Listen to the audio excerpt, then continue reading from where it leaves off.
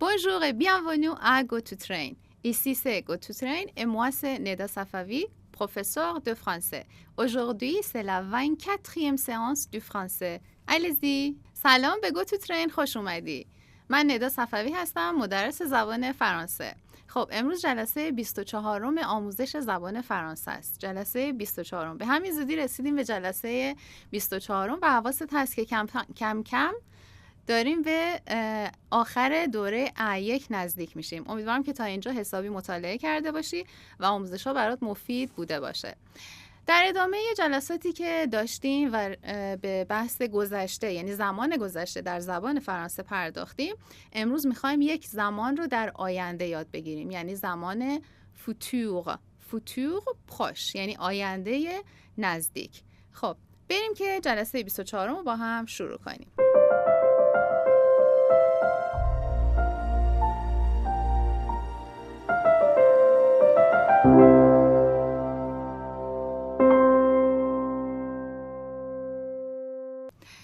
Regardez ici, nous avons une fille sur l'image, nous avons une fille et nous avons la tour Eiffel. La tour Eiffel. Alors, lisons les phrases. Qu'est-ce que tu vas faire le mois prochain? Qu'est-ce que tu vas faire le mois prochain? Le mois prochain, ça veut dire ماه آینده, ماه بعد. Alors, qu'est-ce que tu vas faire le mois prochain? Ça veut dire ماه آینده چی کار میکنی؟ چه کار خواهی کرد؟ در واقع آن پرسان ما آینده رو با خواهم نشون میدیم. میگیم ماه آینده چه کار خواهی کرد یا میگیم چی کار میکنی. آن فرانسه وسی برای گفتن این جمله میتونیم بگیم qu'est-ce que tu fais le mois prochain، یعنی چی کار میکنی. ou alors on peut dire qu'est-ce que tu vas faire le mois prochain، یعنی از زمان فوتور پروش که یکی از زمانهای آینده است در زبان فرانسه استفاده کنیم. Regardons les exemples et les réponses. À la réponse de cette question, par exemple, cette fille, elle dit le mois prochain, je vais voyager à Paris.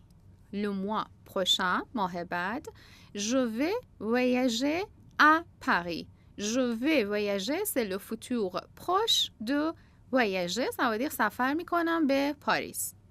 Je vais visiter la tour Eiffel. Je vais visiter la tour Eiffel. از برج ایفل بازدید خواهم کرد. D'accord? Alors, je vais voir mes amis. Je vais voir mes amis, ça veut dire دوستامو خواهم دید. On va visiter Paris ensemble. On va visiter Paris ensemble. پاریس رو با هم بازدید میکنیم. ملاقات میگیم پاریس رو با هم بازدید میکنیم. از پاریس دیدن میکنیم. ou bien on va s'amuser quoi? On va s'amuser quoi? خلاصه خوش میگذرونیم. On va s'amuser quoi? Le verbe s'amuser au futur proche. S'amuser, ça veut dire خوش گذروندن. Par exemple, la semaine dernière, on est allé à la plage et on s'est amusé. هفته گذشته رفتیم ساحل و خوش گذروندیم. On s'est amusé, c'est au passé composé. Alors, ici, nous avons on va s'amuser. برعکس passé composé, اینجا futur proche رو داریم. خوش میگذرونیم، خوش خواهیم گذراند. D'accord? Alors,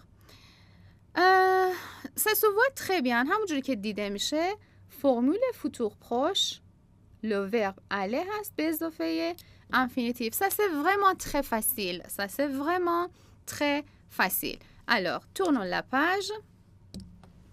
Le futur proche ou near future، حالا اگه بخوایم دقیقاً تحت لفظی ترجمهش کنیم به انگلیسی میشه near future، آینده نزدیک. Le futur proche. Formation، ça veut dire ساختارش چجوریه، فرمش چجوریه. Le verbe aller au présent plus verbe infinitif, ça veut dire l'infinitif du verbe. Le verbe aller au présent, comment ça se conjugue؟ خب یادته که میگفتم فعل‌های aller, être و avoir فعل‌های خیلی مهمی هستند و چقدر تاکید میکردم که صرفش رو در حالت مثبت و منفی باید خیلی خیلی مسلط بشی. چرا؟ به خاطر اینکه اینا فعل‌های کمکی هستن.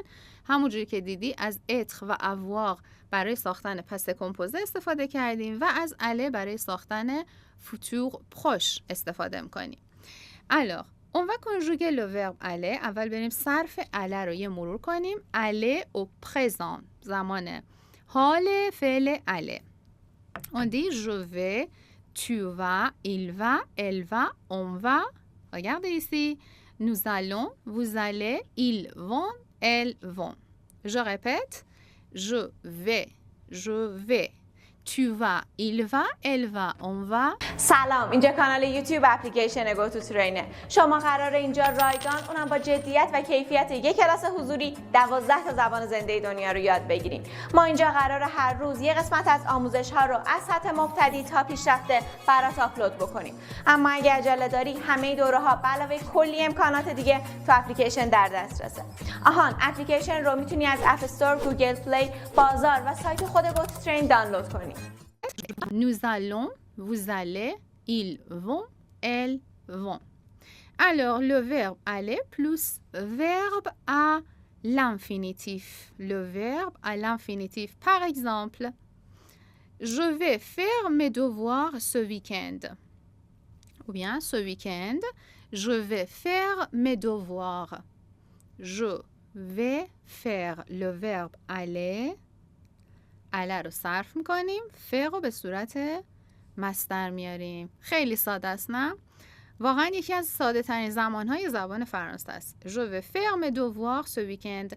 تکالیفم رو انجام میدم. اون پدیر انجام خواهم داد. ولی حواست باشه همونجوری که ما تو فارسی از خواهم یه خورده به صورت رسمی تر استفاده میکنیم. مثلا میخوایم بگیم تعطیلات آینده میخوام برم جایی، نمیگیم خواهم رفت. توی زبان گفتار و محاوره اکثرا میگیم میرم، درسته؟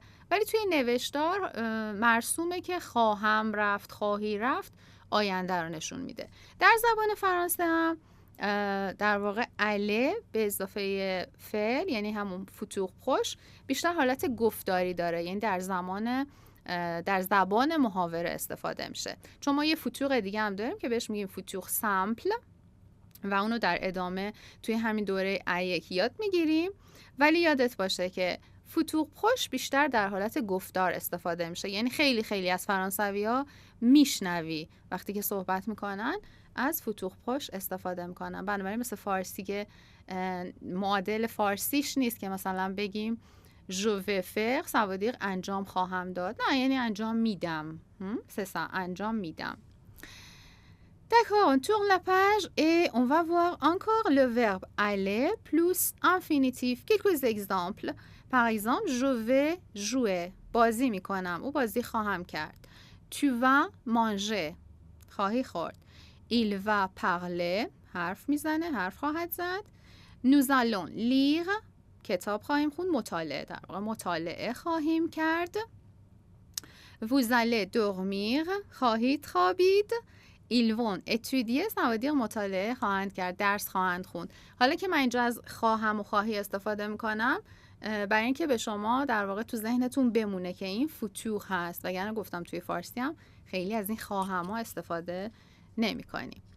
D'accord, on va conjuguer le verbe aller et on va ajouter l'infinitif du verbe. L'infinitif du verbe. پس infinitif ثابت میمونه، فقط فعل aller هست که کنژوگه میشه. D'accord?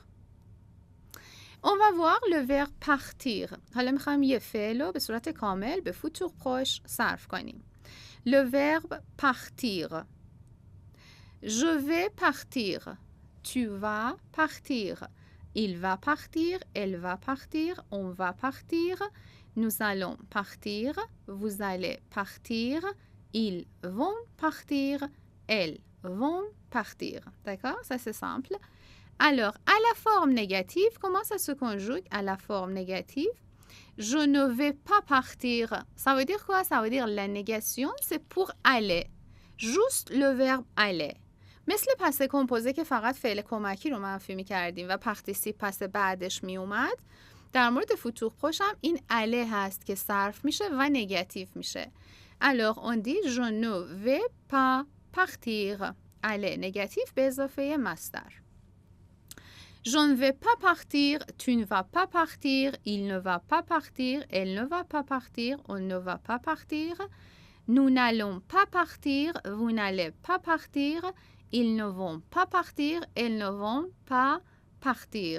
D'accord? Alors, le verbe partir a la forme négative. Et maintenant, vous pouvez faire des exercices avec des autres verbes. Par exemple,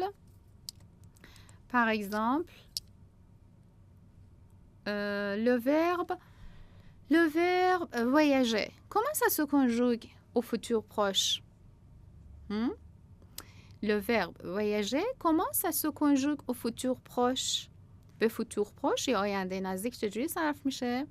On dit je vais voyager, tu vas voyager, il, elle, on va voyager. Nous allons voyager, vous allez voyager, ils vont voyager, elles vont voyager.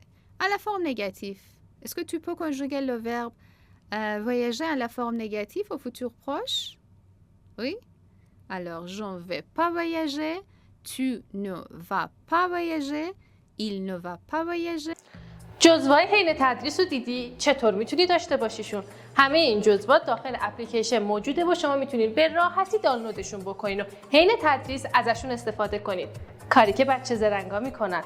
همه این جزوات توسط اساتید دوره و با نظارت دقیق تیم گوتوترین تهیه و طراحی و تنظیم شدن و در اختیار شما قرار گرفتن. شما میتونید اپلیکیشن رو از اپ استور، گوگل پلی، بازار و یا وبسایت گوتوترین نصب کنید. Nous n'allons pas voyager. Vous n'allez pas voyager, ils ne vont pas voyager, elles ne vont pas voyager. Alors, et pour les verbes pronominaux. حالا می‌خوایم ببینیم در مورد فعل‌های دو ضمیره چجوری futur proche ساخته میشه. Regardez, nous avons un exemple. L'exemple c'est se lever. Se lever. Se lever ça veut dire quoi? قبلا خوندیمش، درسته؟ به معنی بیدار شدن و بلند شدن، یعنی بلند شدن از رخت خواب. Par exemple, je me lève à 8 heures. یعنی le matin, je me lève à 8 heures. Ça veut dire صبح ساعت 8 بلند میشم. Je me lève. یکی از فعلهای دو ضمیره یا پرونومینال بود. Alors, au futur proche, on dit je vais me lever. Je vais me lever. یعنی چی؟ یعنی این قسمت رو به عنوان مصدر در نظر میگیریم و فعل عله رو قبلش صرف میکنیم. دقیقا مثل فعلهای دیگه. Je vais me lever, tu vas te lever, il va, elle va, on va se lever, nous allons nous lever, vous allez vous lever, ils vont se lever, elles vont se lever. خب attention، حواست باشه که گفتیم در مورد فعلهای دو ضمیره همیشه مصدر ثابت نیست. یعنی چی؟ یعنی که اگر بخوام با جو صرف کنم فعلمو مصدرم میشه ملوه، اگر بخوام با تو صرف کنم میشه تو لوه. در واقع یه قسمت مفعولی، یه قسمت ضمیری داره که به فعل چسبیده و اون قسمت ضمیریش تغییر میکنه. par exemple نه تنها با futur proche، با فعلهای دیگه هر جایی که احتیاج به مصدر داشته باشیم. مثلا میگم je voudrais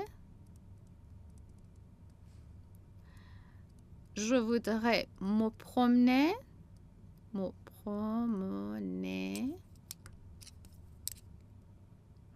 dans le parc.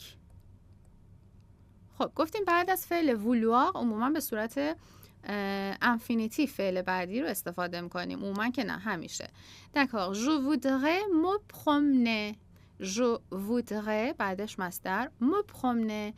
Tu veux par exemple te promener. Il veut se promener. Elle veut se promener.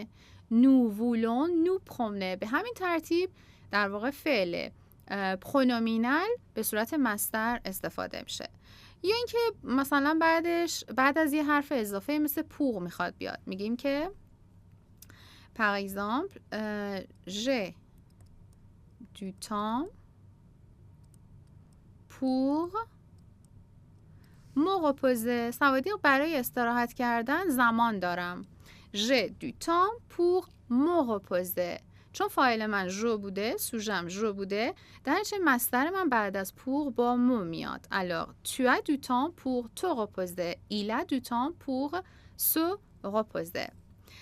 alors à la forme négative بازم نگاسیون برای فعل اله است و مصدر تغییر نمیکنه.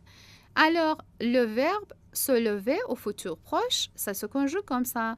Je ne vais pas me lever. Je ne vais pas me lever. یکم طولانیه. فقط یکم تمرین میخواد وگرنه خیلی ساده است. Je ne vais pas me lever. Tu ne vas pas te lever. Il ne va pas. Elle ne va pas. On ne va pas se lever. Nous n'allons pas nous lever. Nous n'allons pas nous lever.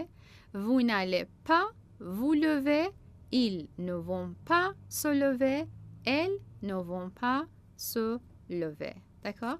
Par exemple, maintenant, tu veux conjuguer le verbe, par exemple, tu veux conjuguer le verbe se coucher. Se coucher, ça veut dire quoi? Ça veut dire خوابیدن. D'accord? Alors, se coucher au futur proche. Je vais me coucher. Tu vas te coucher.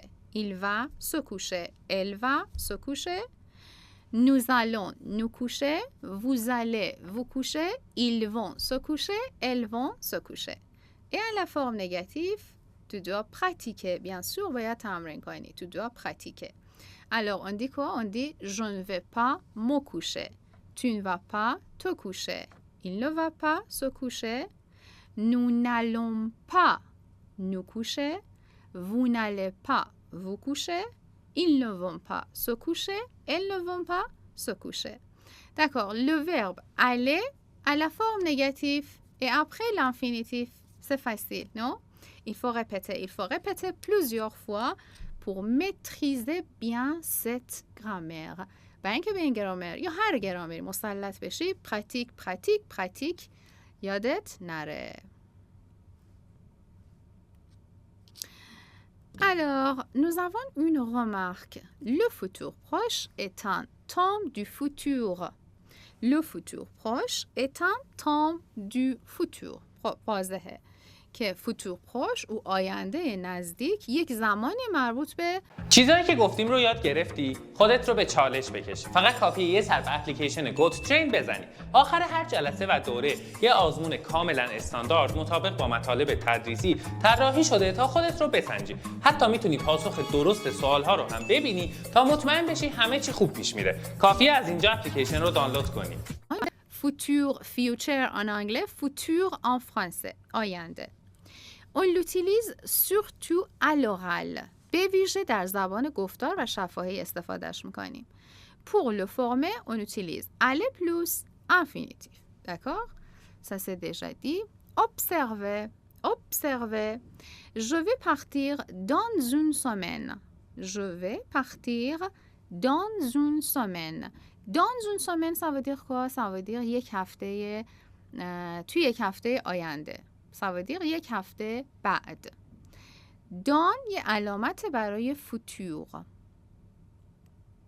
یادته که گفتم برای پسته کمپوزه ما اندیکاتور دو تام داریم یا اندیکاسیون تامپورل داریم. چیا بودن؟ برای پسته کمپوزه مثلا میگفتیم la semaine dernière, le mois dernier، ماه قبل، هفته پیش، le week-end dernier، l'année dernière.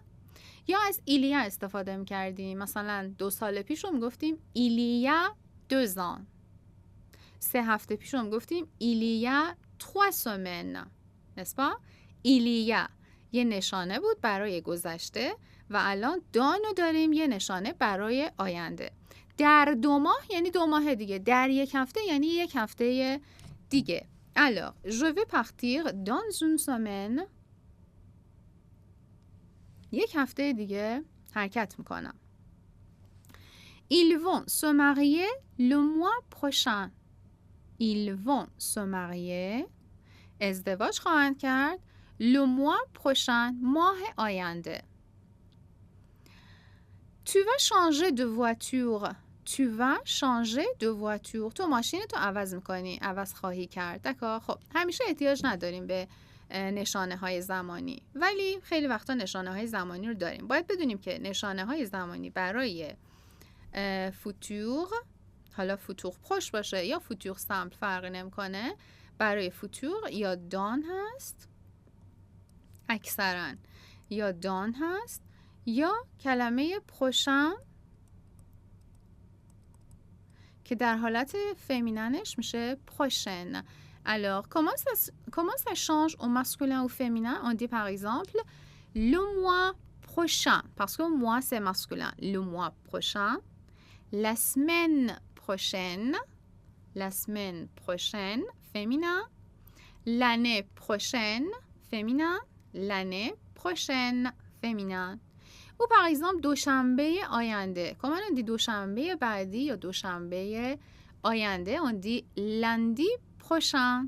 Lundi c'est masculin, non? Les jours de la semaine sont masculins. روزهای هفته masculin بودن. پس میگیم lundi prochain, mardi prochain. توی پس کمپوزه میگفتیم lundi dernier, mardi dernier.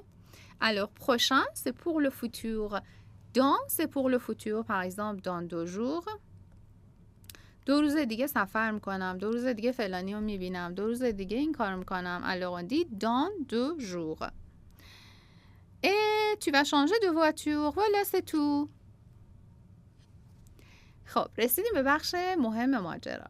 Quelles sont les utilisations ou les emplois du futur proche? Ça veut dire quoi? Ça veut dire کاربردهای یا موارد استفاده futur proche چیا هستن؟ خب همونجوری که از اسمش پیداست در مورد فوتور دیگه برای زمان آینده به کار میره. Le futur proche est surtout utilisé à l'oral. یادت باشه که فرانسوی‌ها توی زبان گفتار خیلی از فوتور پروش استفاده میکنن برای کاری که در آینده میخوان استفاده کنن و توی نوشتار ما کمتر میبینیم فوتور پروش رو. On l'utilise pour exprimer un événement futur. Cet événement est souvent proche dans le temps. اسمش فوتور پروشه. معمولاً یه کاریه که ما توی آینده نزدیک انجام میدیم. proche dans le temps یعنی به این زمانی که الان هستیم نزدیکه. حالا نزدیک بودن نسبیه دیگه. Par exemple, je vais partir dans une semaine. Je vais partir dans une semaine. یعنی یک هفته آینده حرکت میکنم. یه هفته بعد حرکت میکنم. هفته بعد. Je vais partir dans une semaine. Une semaine خیلی دور نیست از الان. فوتوریه که نزدیکه. خب فقط قضیه به اینجا ختم نمیشه. On l'utilise et l'apostrophe c'est quoi? COD رو خونده بودیم. Utiliser quelque chose. Utiliser quoi? Utiliser le futur proche. Alors on l'utilise pour exprimer une décision. Un changement proche dans le temps. Par exemple, nous allons nous marier. ازدواج خواهیم کرد. Nous allons nous marier. خب اینجا se marier یا nous marier یه تصمیمه. C'est une décision. N'est-ce pas? C'est une décision. Je vais reprendre mes études. با اینکه علامت زمانی نداریم. Je vais reprendre mes études. یعنی چی؟ یعنی تحصیلاتم رو دوباره شروع میکنم. یه سوال، آخرین چیز رایگانی که داشتی چی بود؟ به نظرت لازمه دوباره یادآوری کنم که استفاده از این اپلیکیشن کاملا رایگانه. علاوه بر ویدیوهای آموزشی، جزوه لغات و گرامر و کلی آزمون دیگه هم داره. من جای تو بودم یه نگاهی بهش مینداختم. از اپ استور، گوگل پلی، بازار و وبسایت GoToTrain میتونی دانلودش کنی. از سر میگیرم دوباره. reprendre یعنی چیزی رو شروع کردن، از سر گرفتن. Je vais reprendre mes études. Nous allons nous marier. Ce sont des décisions. می‌بینید تصمیم گرفتن ازدواج کنن، تصمیم گرفته درسشو دوباره بخونه، تحصیلاتشو ادامه بده. Alors یه اسم دیگه که برای futur proche میذارن futur d'intention. Le futur d'intention یعنی آینده‌ای که intention تصمیم و اراده ما رو نشون میده. یعنی وقتی تصمیم به انجام کاری داریم، حالا لزوما اتفاقا میخوام بهت بگم که این تصمیم یا تصمیم به انجام کاری حتما نباید به آینده نزدیک مربوط بشه. درسته که اسمش فوتور پروشه ولی اسم دیگهش فوتور d'intention. مثلا میگم dans 2 ans je vais finir mes études. 2 سال آینده درسم رو تموم خواهم کرد. خب این تصمیمیه که من دارم. درسته که 2 سال آینده است و نزدیک نیست ولی چون تصمیم منه و تقریبا برام قطعیه، مهم اینجاست قطعیت توش وجود داره چون انتانسیون منه. درسته؟ قصد منه، اراده منه. چون انتانسیون توش وجود داره و برای من تقریبا قطعیه، میتونم از فوتور پروش استفاده کنم. پس فوتور پروش مربوط به زمان آینده است، حالا یا آینده نزدیک یا در مورد کارهایی که اکتیویته هایی که در موردشون انتانسیون داریم، قصدشو داریم و دیسیزیون براشون گرفتیم، تصمیم گرفتیم. Alors on peut utiliser le futur proche. Et maintenant, on va écouter un dialogue. On va écouter un dialogue. Dans le dialogue, nous avons les verbes conjugués au futur proche et tu vas comprendre mieux le sens et l'emploi ou les emplois du futur proche. D'accord? Si tu es prêt, on va écouter le dialogue.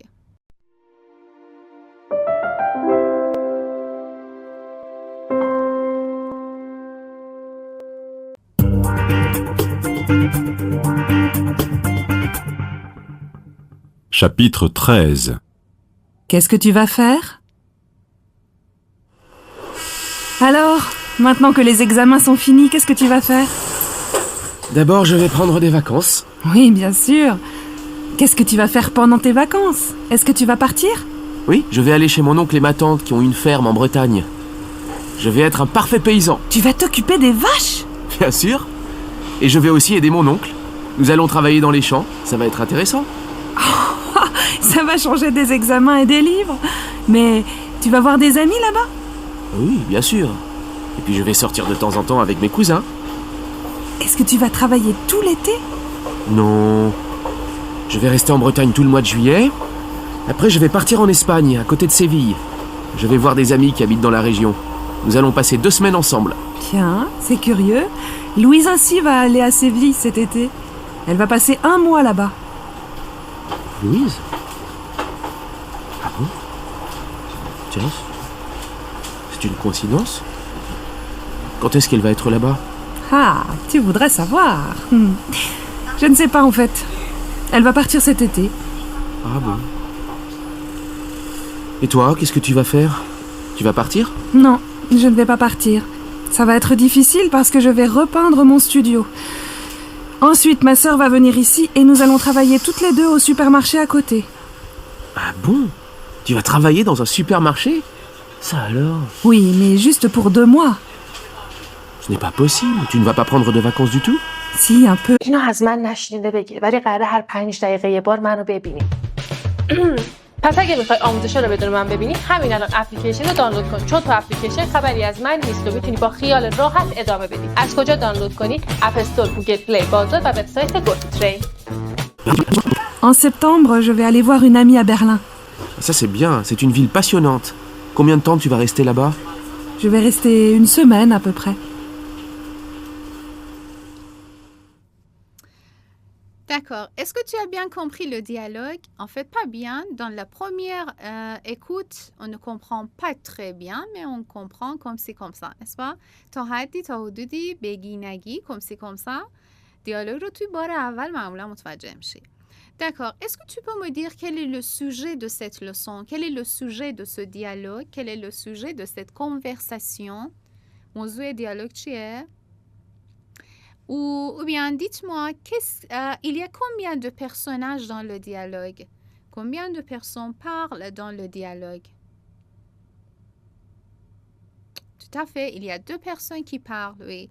Un homme, une fille, un garçon ou une fille, un homme et une femme, n'est-ce pas? Mais ils parlent de quoi? De quoi parlent-ils? Ils parlent de quoi? Ça veut dire à propos de quoi? در مورد چی صحبت میکنن؟ Ils parlent de quoi?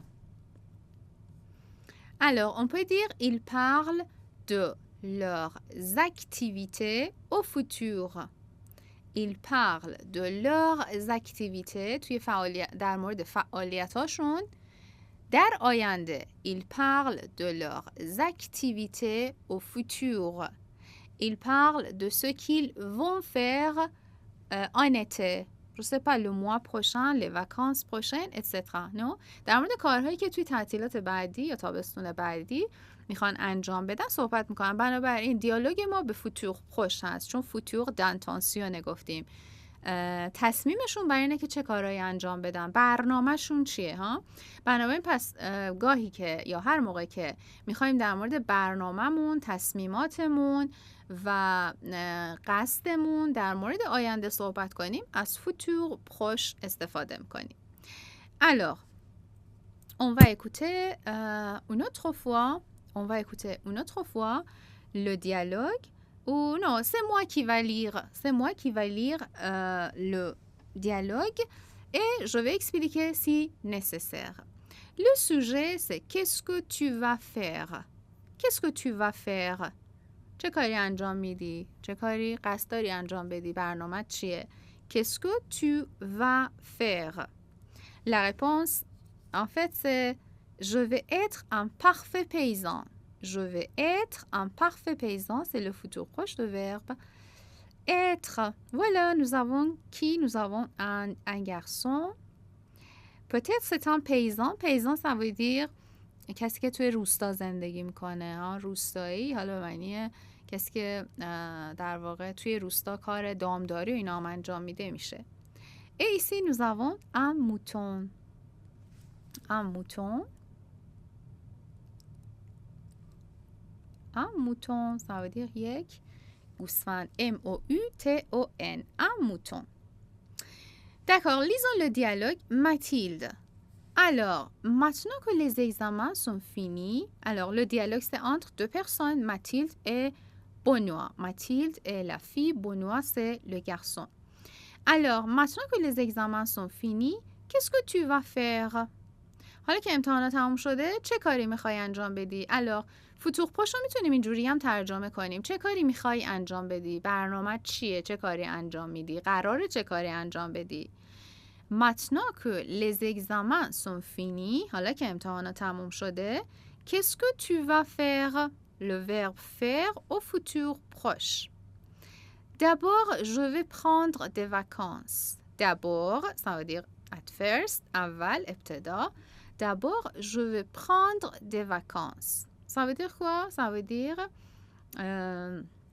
prendre des vacances, ça veut dire ne pas travailler. یعنی که کار نمی‌کنم، میرم تعطیلات. تعطیلات میگیرم یعنی میرم تعطیلات. Je vais prendre des vacances. prendre des vacances به معنی مرخصی گرفتن هم میشه. Je vais prendre des vacances. Oui, bien sûr. Qu'est-ce que tu vas faire pendant tes vacances? Oui, bien sûr. Qu'est-ce que tu vas faire pendant tes vacances? حالا در طی تعطیلاتت چه کار خواهی کرد؟ Pendant tes vacances. Pendant, ça veut dire در طی، در طول. Pendant tes vacances, qu'est-ce que tu vas faire? Est-ce que tu vas partir? Est-ce que tu vas partir? آیا میری؟ یعنی چی منظورش؟ منظورش اینه که partir en vacances میکنی؟ یعنی سفر میری؟ میری تعطیلات، سفر میری؟ Est-ce que tu vas partir? Est-ce que tu vas partir pendant tes vacances? Tu vas partir, le verbe partir au futur proche. نه یکی، نه دوتا، نه سه تا، 12 تا. باورم نمیشه این اپلیکیشن 12 تا از زبان‌های زنده دنیا رو از سطح مبتدی تا پیشرفته آموزش میده. اونم رایگان. انگلیسی، ایتالیایی، فرانسوی، آلمانی، عربی، چینی، ژاپنی، کره‌ای، اسپانیایی، حتی ترکی استانبولی، روسی، فارسی. دیگه چی میخوای؟ از اینجا نصبش کن.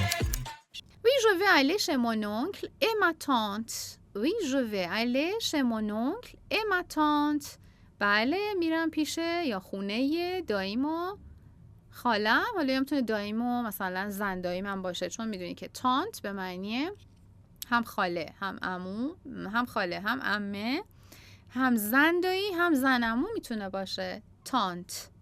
به همون ترتیب اونکل میتونه به معنی عمو، دایی، شوهر خاله، شوهر عمه هم باشه. d'accord? Alors ici on ne sait pas c'est qui. Je vais aller chez mon oncle et ma tante qui ont une ferme en Bretagne. Qui ont une ferme en Bretagne. که توی برتانیه در واقع یکی از ایالت‌های فرانسه، یکی از استان‌های فرانسه. توی برتانیه یه مزرعه دارن. Qui ont une ferme en Bretagne. Je vais être un parfait paysan. Je vais être un parfait paysan. یه روستایی عالی خواهم شد. Je vais être un parfait paysan. Tu vas t'occuper des vaches. Tu vas t'occuper des vaches. از گاوا هم مواظبت میکنی؟ به گاوا هم رسیدگی میکنی؟ s'occuper de. s'occuper de ça veut dire مراقبت کردن از کسی، از چیزی رسیدگی کردن، پرداختن بهش. alors ici ça veut dire garder یعنی نگهداری کردن و رسیدگی کردن. tu vas t'occuper des vaches به گاوام رسیدگی میکنی؟ bien sûr. et je vais aussi aider mon oncle. je vais aussi aider mon oncle. همچنین به دایم کمک میکنم. nous allons travailler dans le champ. ça va être intéressant. nous allons travailler, le verbe travailler au futur proche. nous allons travailler dans les champs. توی شام ça veut dire توی دشت و اینا. دشت به معنی دشته. on va travailler, nous allons travailler dans les champs. ça va être intéressant. جالب خواهد بود. ça va être intéressant. le verbe être au futur proche. ça va changer des examens et des livres. ça va changer des examens et des livres. ici ça va changer des examens نه که یعنی امتحانا رو تغییر میده، یعنی که از حال و هوای امتحان و کتاب میای بیرون، حال و هوا تو عوض میکنه، حال و هوای درس و اینا رو عوض میکنه. ça va changer des examens et des livres. mais tu vas voir des amis là-bas. mais tu vas voir des amis là-bas. le verbe voir au futur proche. دوستاتم اونجا میبینی؟ oui bien sûr. et puis je vais sortir de temps en temps avec mes cousins. oui bien sûr. et puis je vais sortir futur proche de temps en temps. هر از گاهی. je vais sortir de temps en temps avec mes cousins. با پسر دایی‌ها و حالا پسر خاله ها و اینا هر از گاهی هم میریم بیرون. est-ce que tu vas travailler tout l'été? est-ce que tu vas travailler tout l'été? همه تابستون رو کار میکنی؟ کار خواهی کرد. tout l'été یعنی همه تابستون رو. non, je vais rester en Bretagne tout le mois de juillet. je vais rester, futur proche. je vais rester en Bretagne tout le mois de juillet. یعنی همه ماه ژوئیه رو. tout ça veut dire quoi? ça veut dire همه. tout le mois de juillet همه ماه جولای رو اونجا میمونم توی برتانیه. après je vais partir en Espagne à côté de Séville. je vais voir des amis qui habitent dans la région. بعدش میرم کجا؟ میرم اسپانیا کنار سویل. je vais voir des amis qui habitent dans la région. و دوستامو که توی منطقه، اون منطقه یعنی زندگی میکنن. région ça veut dire ناحیه، منطقه. حالا چه منطقه؟ en Espagne à côté de Séville. je vais voir des amis qui habitent dans la région. nous allons passer 2 semaines ensemble. nous allons passer 2 semaines ensemble. 2 هفته رو با هم خواهیم گذروند. nous allons passer futur proche. نبینم غصه بخوری که پارتنر نداری. نه، منظورم پارتنر زبانه. تو اپلیکیشن گوتوترین میتونی با بقیه زبان آموزا چت کنی، پارتنر زبان پیدا بکنی، باشون وارد چالش بشی و خب انگیزت هم چند برابر بشه. از گوگل پلی، اپ استور، بازار و وبسایت گوتوترین این اپلیکیشن رو نصب کن. tiens c'est curieux. حالا داره ماتیلد با خودش فکر میکنه. tiens c'est curieux. tiens اینجا صوته، مثلا حالت کسی که تعجب کرده رو میرسونه. tiens خب tiens c'est curieux. c'est curieux. curieux به معنی کنجکاو و فضول، ولی اینجا c'est curieux ça veut dire c'est bizarre. c'est bizarre ça veut dire c'est عجیب. c'est bizarre. c'est bizarre. c'est curieux. bizarre ça veut dire عجیب. bizarre. c'est bizarre, c'est curieux. Louise aussi va aller à Séville cet été. Louise هم که میره سویل این تابستون. Louise aussi va aller à Séville cet été. Elle va passer un mois là-bas. Elle va passer un mois là-bas. Là-bas ça veut dire آنجا. 1 ماه اونجا میگذرونه. Luis? Ah bon, tiens, c'est une coïncidence. C'est une coïncidence. Coïncidence. Qu'est-ce que ça veut dire coïncidence? Qu'est-ce que ça veut dire coïncidence? Ça veut dire deux événements ou deux faits qui se passent en même temps par hasard. Deux événements qui arrivent, qui se passent en même temps par hasard. دو تا اتفاقی که همزمان میافتن بر حسب تصادف. نمیدونم تو فارسی میگیم مثلا همزمانی، تصادفی، حسن تصادفه، نمیدونم. خلاصه 2 تا اتفاقی که همزمان میفته بدون که برنامه‌ریزی شده باشه par hasard بهش میگن coïncidence. incidence co یعنی همزمانی 2 تا اتفاق. C'est une coïncidence یعنی میخواد بگه برنامه‌ریزی براش نکردیم، اتفاقی شده. C'est une coïncidence. Quand est-ce qu'il va être là-bas? Quand est-ce qu'elle va être là-bas? کی اونجا خواهد بود؟ Quand est-ce qu'elle va être là-bas? Le futur proche de être. Ah, tu voudrais savoir. Ah, میخوای بدونی. Tu voudrais savoir. Je ne sais pas. En fait, elle va partir cet été.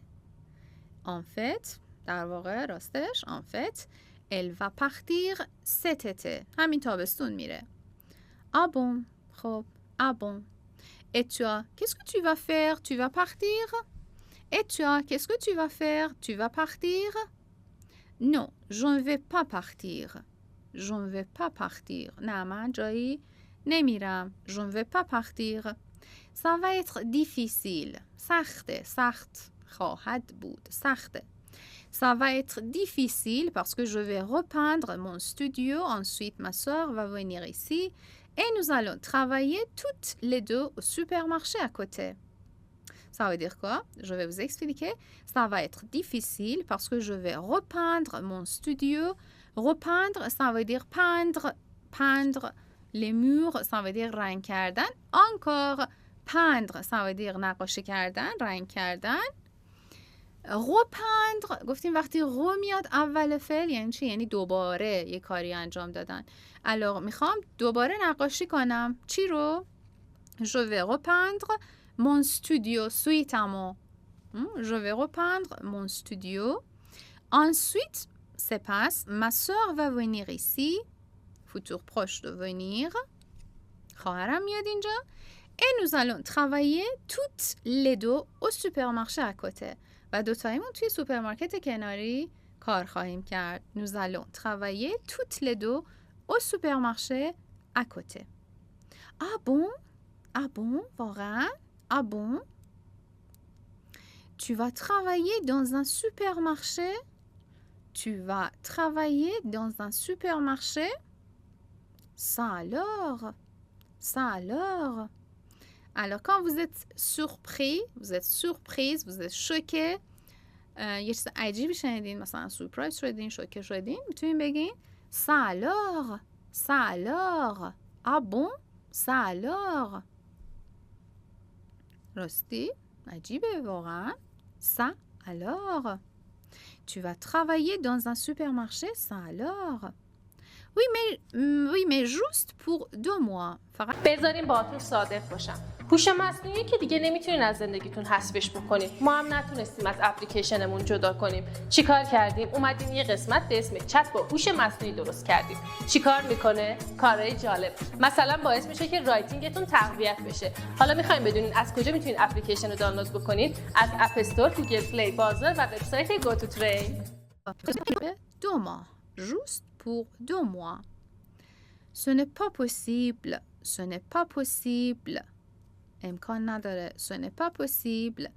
Tu ne vas pas prendre de vacances du tout? Tu ne vas pas prendre de vacances du tout? اصلا تعطیلات نمیری؟ Tu ne vas pas prendre de vacances du tout. Pas du tout اصلا جدا شده. میبینی؟ Pas du tout. Tu ne vas pas prendre de vacances. Pas du tout. اصلا ابدا تعطیلات نمیری؟ si un peu چرا یکم si un peu En septembre, je vais aller voir une amie à Berlin. En septembre, je vais aller voir میرم برای دیدن je vais aller c'est aller au futur proche je vais aller voir une amie à Berlin میرم برلین برای دیدن یک دوست ça c'est bien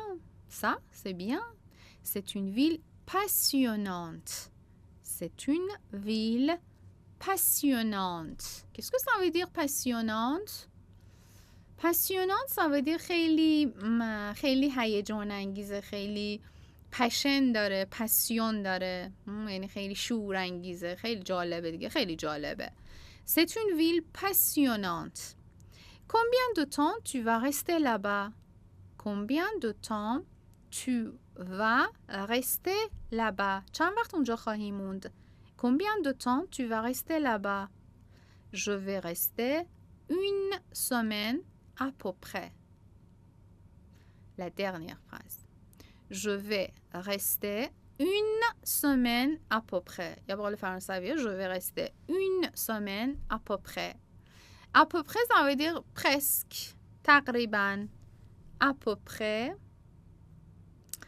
یعنی exactement نیست دقیق نیست à peu près une semaine 7 jours 8 jours par exemple 6 jours 6 jours 7 jours 8 jours à peu près une semaine alors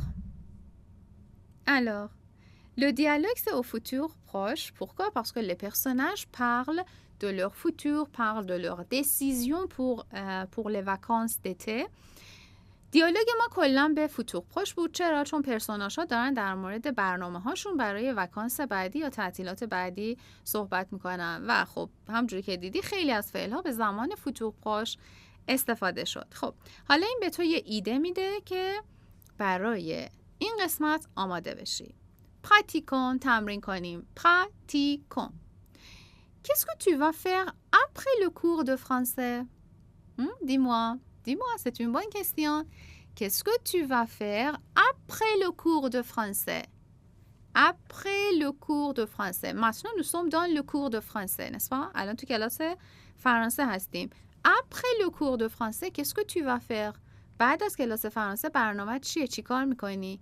Qu'est-ce que tu vas faire حالا میتونی با فوتور پروش به من جواب بدی. یه سری فعل گذاشتم اینجا که ازش ایده بگیری. Par exemple, avec le verbe aller au futur proche. بعد از کلاس چیکار میکنم؟ میرم خونه دوستم. Le verbe aller au futur proche. Je vais aller. خود aller هم futur proche میشه. 2 تا aller پشت سرم میاد. Je vais aller chez mon ami. Je vais aller chez mon ami. Je vais écrire ici. Alors رنگش رو عوض کنم خوبه alors je vais aller chez mon ami میرم خونه دوستم امی میتونه فمیننم باشه je vais aller chez mon ami d'accord c'est très bien amusez-vous bien خوش بگذره Le verbe se reposer استراحت کردن بعد از کلاس استراحت میکنم یکم استراحت میکنم comment on dit en français on dit je vais me reposer un peu یه کوچولو استراحت میکنم je vais me reposer un peu دینه شام خوردن بعد از کلاس شام میخورم شام خواهم خورد اپلیکیشن رو از کجا دانلود کنی؟ از هر جا که دلت بخواد. اپلیکیشن گوتترین تو هر پلتفرمی که فکرش رو بکنی در دسترسه. اپ استور، گوگل پلی، بازار و حتی وبسایت خود گوتترین. همه لینک ها هم تو کپشن همین پست موجوده. اما من میگم از اپ استور یا گوگل پلی دانلود کن که اپلیکیشنت به صورت اتوماتیک آپدیت بشه. Alors je vais dîner مثلا توی یه رستوران شام میخورم. Je vais dîner dans un restaurant.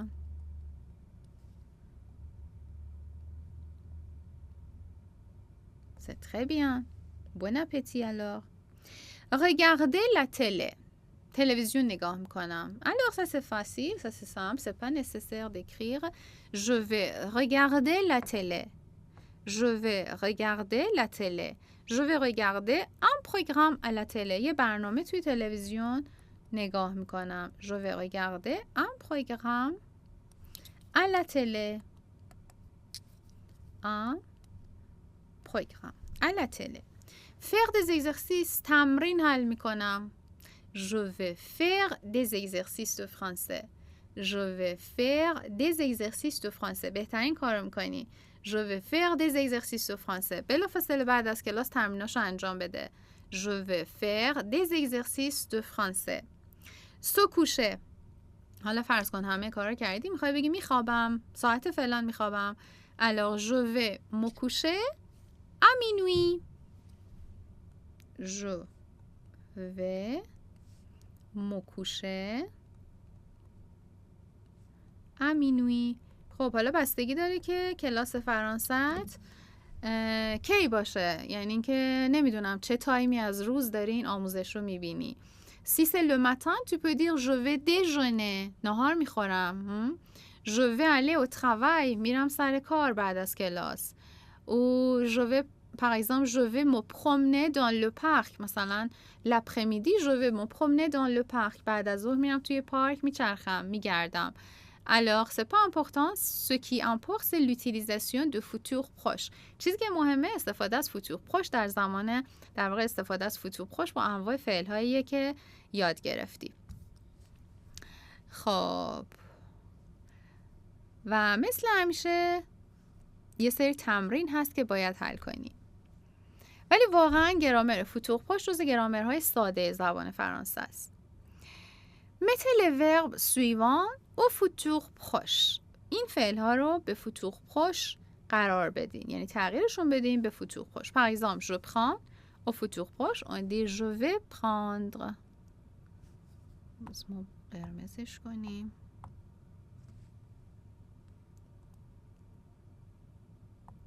اوه خرابکاری کردم. نمی کنم ریسک خراب بشه. خب je prends, je vais prendre. Le futur proche. Nous parlons, nous allons parler. D'accord? Et les autres verbes, vous allez faire. Exemple, normalement, il prend le train. Cette fois, il va prendre l'avion. خب همیشه قطار میگیره، قطار سوار میشه. این بار میخواد هواپیما بگیره، با هواپیما بره، هواپیما سوار شه. Le verbe, le premier ou la première phrase, c'est au présent. Normalement, normalement, il prend le train, c'est le présent. Cette fois, این بار، حالا همیشه که نباید ما دان داشته باشیم یا پروشن داشته باشیم. تو فارسی هم همینطوره. مثلا میگیم همیشه با قطار میرم، این دفعه میخوام با هواپیما برم. این دفعه. ولی خب futur proche میتونه باشه. Alors, cette fois, il va prendre l'avion. D'accord? Alors, mettez les phrases au futur proche. Et quoi d'autre? Qu'est-ce que vous allez faire pendant les prochaines vacances? تعطیلات آینده. سلام، اینجا کانال یوتیوب اپلیکیشن گو تو ترینه. شما قراره اینجا رایگان، اونم با جدیت و کیفیت یک کلاس حضوری 12 تا زبان زنده دنیا رو یاد بگیرین. ما اینجا قراره هر روز یه قسمت از آموزش ها رو از سطح مبتدی تا پیشرفته برات آپلود بکنیم. اما اگه عجله داری، همه دوره ها به علاوه کلی امکانات دیگه تو اپلیکیشن در دسترسه. آهان، اپلیکیشن رو میتونی از اپ استور، گوگل پلی، بازار و سایت خود گو تو ترین دانلود کنی. Les vacances, حالا میتونیم بگیم les vacances prochaines فرقی نمیکنه. Les prochaines vacances, qu'est-ce que vous allez faire? حالا با توجه به ایده هایی که از روی دیالوگ گرفتی، از توی دیالوگ در واقع گرفتی و جمله ها و فعل هایی که بلدی، به این سوالا جواب بده. Est-ce que vous allez rester dans votre ville? آیا تو شهر خودتون میمونید؟ Est-ce que vous allez rester dans votre ville? à la forme positive ou négative, tu peux répondre. Par exemple, tu dis oui, je vais rester dans ma ville. Oui, je vais rester dans ma ville. D'accord? Ou non, je ne veux pas rester dans ma ville. Je vais aller à la campagne. Je vais aller à la campagne. campagne که یادت هست چی میشد؟ La campagne به معنی همون ییلاق خارج شهر. La campagne. Non, je ne vais pas rester dans ma ville. Je vais aller à la campagne. Je vais partir à la campagne. Et les autres phrases, est-ce que vous allez voir des amis? Oui ou non? Est-ce que vous allez vous reposer? Oui ou non? Est-ce que vous allez prendre l'avion? Est-ce que vous allez parler français? Ah, ça c'est très important. Est-ce que vous allez parler français? Par exemple, si tu voyages en France, bien sûr que tu vas parler en français. Est-ce que vous allez vous lever tôt? توی سفر زود بیدار میشی. Est-ce que vous allez travailler? Est-ce que vous allez lire? کتابم میخونی؟ مطالعه میکنی؟ Alors, à chaque phrase, tu peux répondre avec oui ou non. Je te conseille, je te propose d'utiliser les deux. Ça veut dire oui et non. Pourquoi? Parce qu'il faut pratiquer les deux. بهت توصیه میکنم که پیشنهاد میدم که هم از حالت مثبتش هم از حالت منفیش استفاده کنی که هر دوش در واقع برات تمرین بشه. Alors, ça c'est fini. La séance d'aujourd'hui, c'est fini. C'était la 24e séance et nous sommes arrivés déjà à la fin de la 24e séance. به پایان جلسه 24 رسیدیم. امیدوارم که برات مفید باشه و حسابی استفاده کرده باشی. تمرین‌ها رو حل کنی. جلسه آینده میبینمت. À la prochaine. Au revoir.